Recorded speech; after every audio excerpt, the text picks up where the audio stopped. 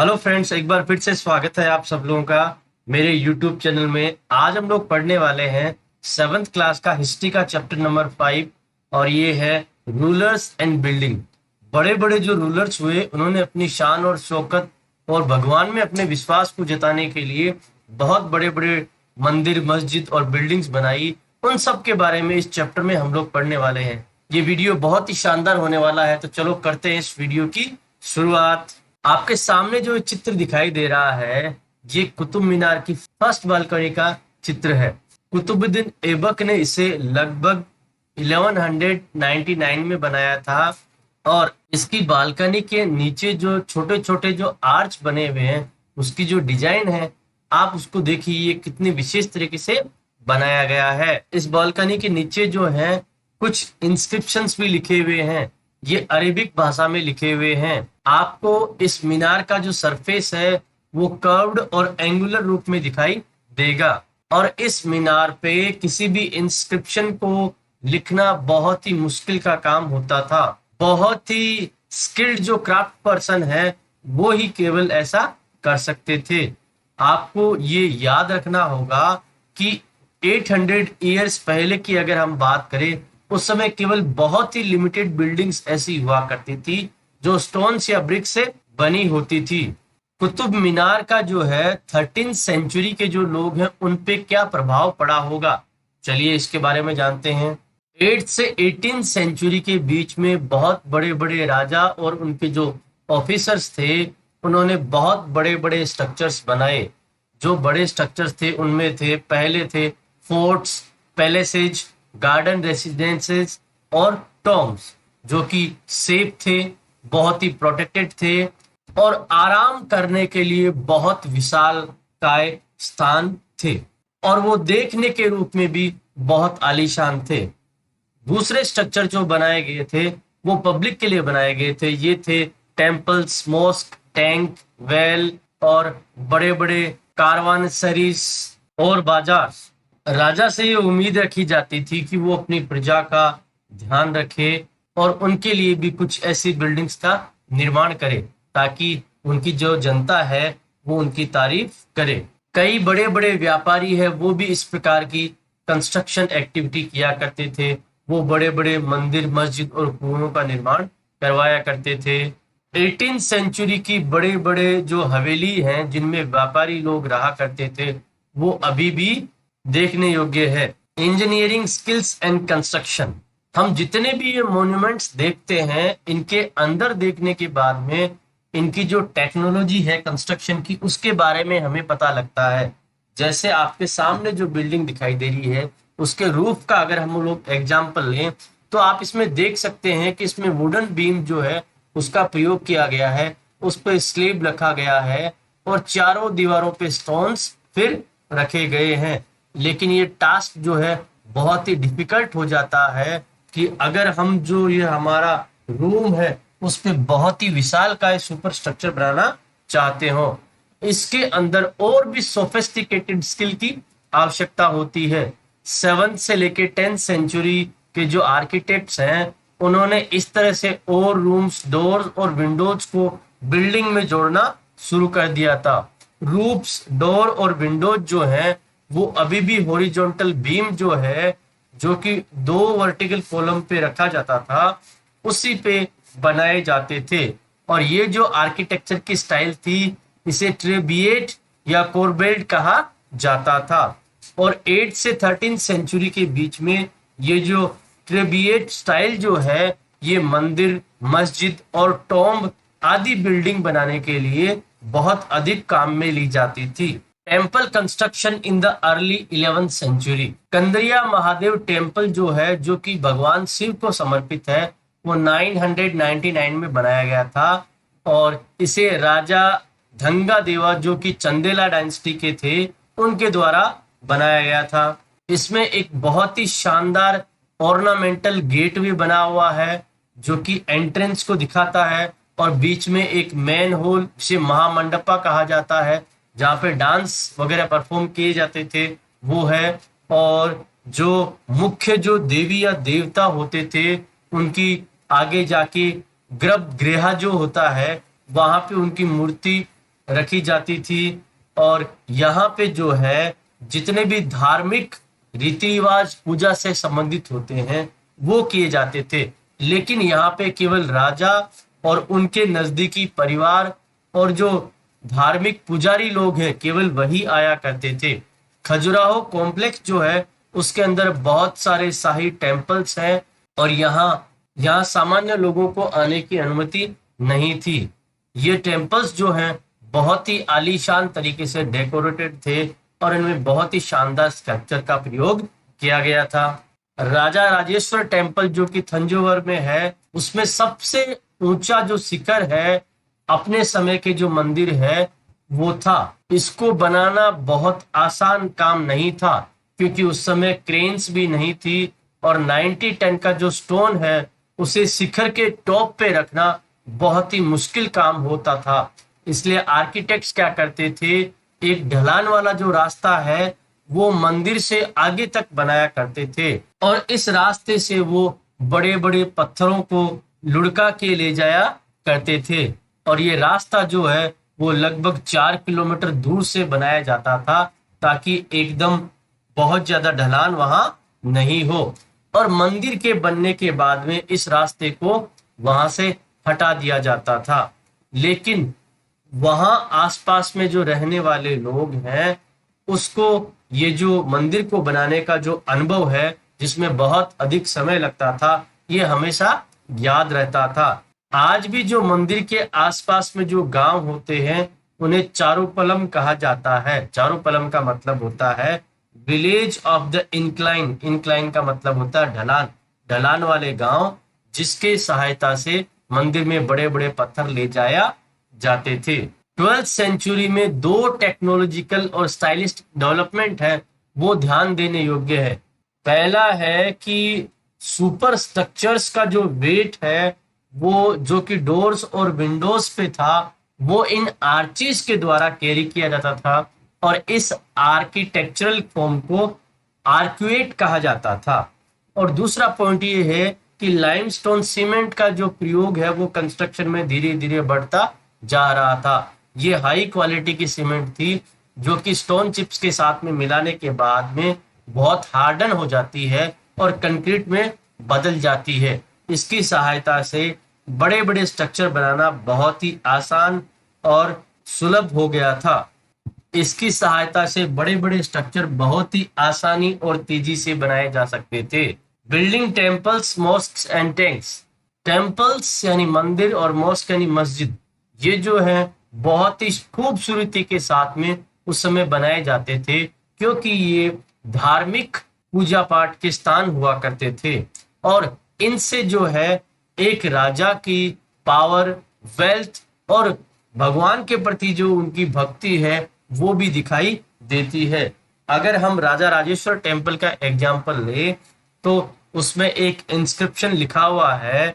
इसमें लिखा गया है कि किंग राजा राज देवा जो है भगवान की वर्शिप करते हैं, पूजा करते हैं और उनके भगवान का नाम है राजा राजेश्वरम। अब आपको यहाँ देखकर बड़ा ही आश्चर्य होगा कि राजा और भगवान का नाम जो है वो काफी मिलता जुलता है। तो राजा ने क्या किया था, भगवान का जो नाम है उसे बहुत ही पवित्र माना, इसलिए अपना नाम भी है वो उसी प्रकार से रख लिया था क्योंकि वो खुद भी भगवान की तरह दिखना चाहते थे। हालांकि पूजा पाठ के जो रिचुअल्स होते थे वो एक भगवान राजा राज देवा की तरफ से दूसरे भगवान राजा राजेश्वरम को समर्पित होते थे। जो सबसे बड़े टेम्पल का निर्माण जो किया जाता था वो राजाओं के द्वारा किया जाता था और उन्हीं के साथ साथ में राजा के जो सहायक होते थे वो भी गॉड्स एंड गॉडेसेस का जो मंदिर है उन्हें बनाया करते थे।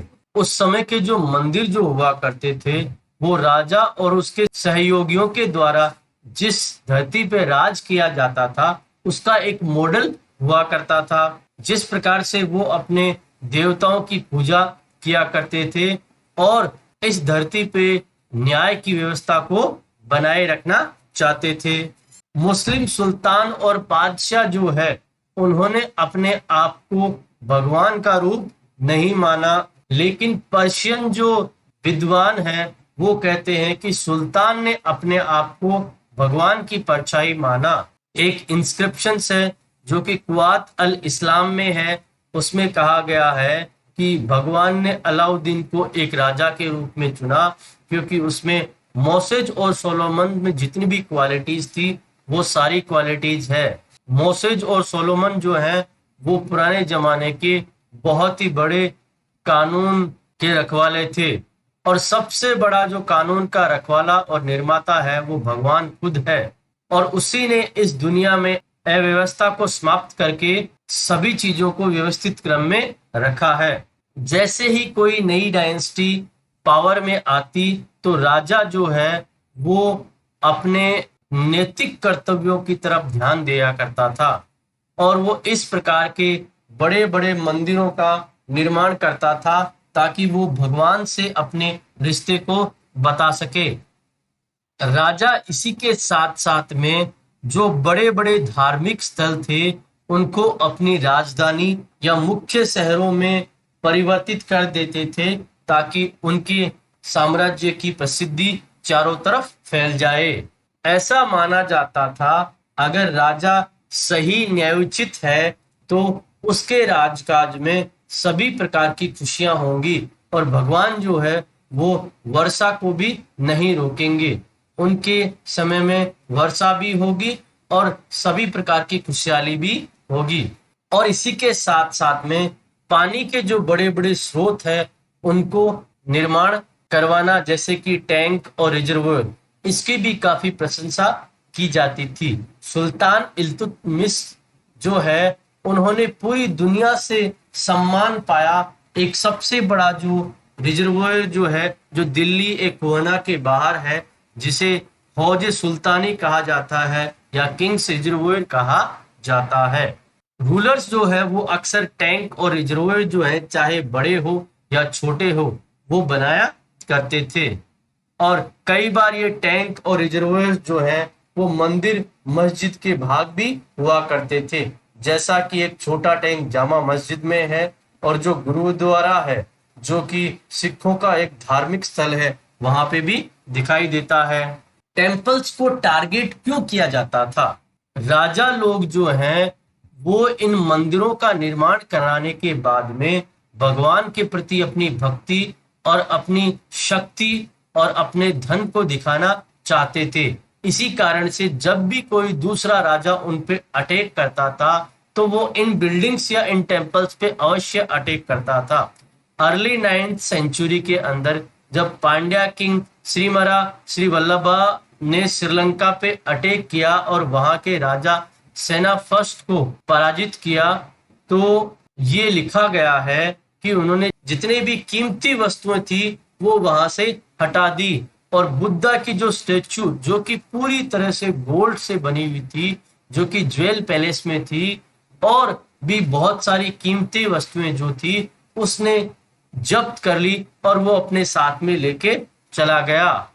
और इससे जो सिन्हालाज रूलर जो थे उनको बहुत बड़ा धक्का लगा, और उसके बाद में आने वाले जो सिन्हालाज रूलर सेना सेकंड थे उन्होंने ये ऑर्डर दिया कि हम मदुराई पे अटैक करेंगे जो कि पांड्याज की कैपिटल है, और वहां से हमारी जो गोल्डन स्टेच्यू ऑफ बुद्धा को ले जाया गया है उसे वापस हम लोग लेके आएंगे ताकि हम हमारे पुराने सम्मान को वापस से प्राप्त कर सकें। इसी प्रकार से अर्ली 11th सेंचुरी में चोला किंग राजेंद्र फर्स्ट जो है उन्होंने अपनी कैपिटल में शिवा टेम्पल बनाया था, और उसके अंदर बहुत ही कीमती स्टैचू जो हैं जो कि डिफीटेड रूलर से लिए गए थे वो उसमें सजाए थे।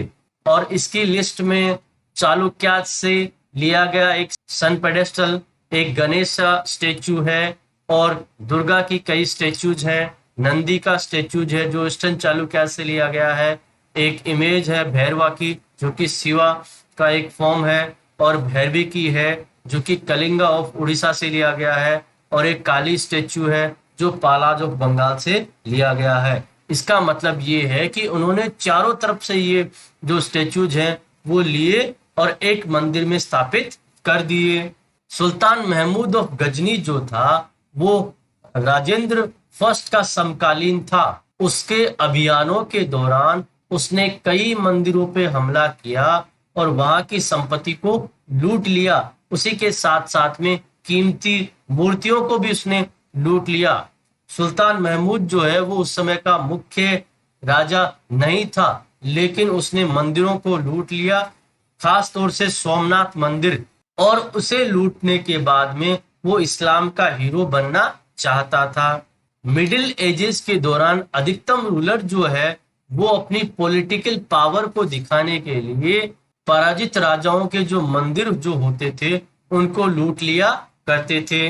Gardens, tombs and forts, Mughal शासन के दौरान आर्किटेक्चर है वो बहुत ही विकासशील हो गया। बाबर, हुमायूं, अकबर, जहांगीर और विशेषतः शाहजहां वो जो है लिटरेचर, आर्ट और आर्किटेक्चर में बहुत अधिक इंटरेस्टेड थे। अपनी ऑटोबायोग्राफी में बाबर ने डिस्क्राइब किया है किस प्रकार से वो रुचि लिया करता था प्लानिंग और लेइंग आउट जो है फॉर्मल गार्डन्स के, जिसमें किस तरह से गार्डन का निर्माण करना है, उसकी चारदीवारी किस प्रकार से होगी और उसमें किस प्रकार के आर्टिफिशियल चैनल्स काम में लिए जाएंगे, इसमें वो बहुत अधिक इंटरेस्ट लिया करता था। ये जो गार्डन है इन्हें चार बाग कहा जाता था क्योंकि ये चार क्वार्टर्स में बटे हुए होते थे। अकबर के साथ में शुरुआत करते हुए ये चार बाग जो है वो जहांगीर और शाहजहां ने कश्मीर, आगरा और दिल्ली तक बनवाए थे।